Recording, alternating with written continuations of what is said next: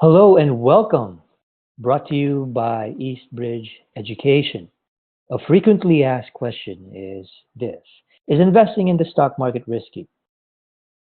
So I'm going to give you two perspectives here. So we're going to look at it from the viewpoint of the average investor versus the professional investor.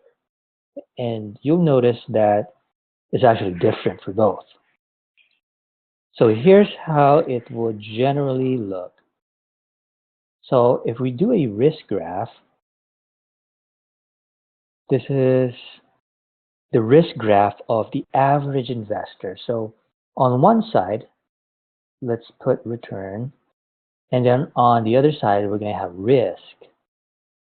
And what this means is institutions and general financial advice will tell you that if you're a conservative investor, that means you're taking low risk. You don't want to take a lot of risk as a conservative investor. So low risk means you're going to have to settle for lower returns. So this is what you call low risk equals low return. Have you heard of that before? And if you want higher returns, then you're going to have to take a greater amount of risk. So that's high risk, high returns. Now, the question that you would ask yourself is this true or not? Right? So we're going to expound on that a little bit. So now, as a professional investor, you're actually going to have a little bit different type of risk graph. So now, let's do this. On one side, let's put risk, and on the other, we have knowledge, more specifically, the right type of knowledge gained through the proper education.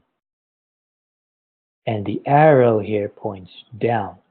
So if you want to lower your risk, you're going to have to increase your education. So this is what you call low risk equals high returns. So here's how this works.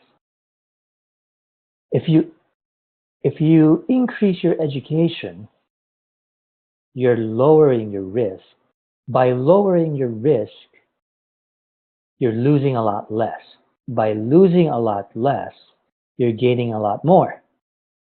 So that's how that would translate to a higher return on investment.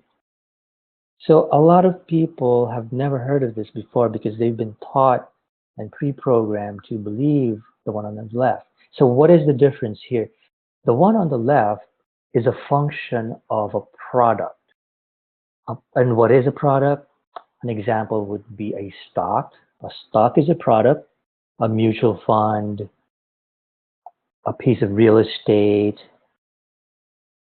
business. These are products. So they would generally have the risk graph on the left. However, the one on the right is a function of the investor, the individual or the team, the person behind the investment, the one doing the investment.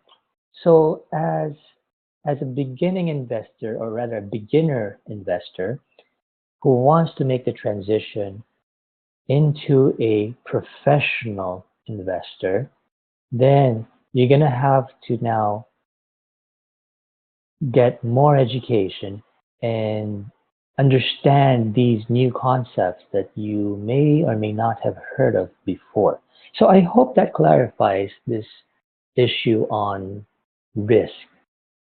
So on later videos, we're going to define and give you actual real world examples on how you would actually do low risk and high return investments. So stay tuned for that.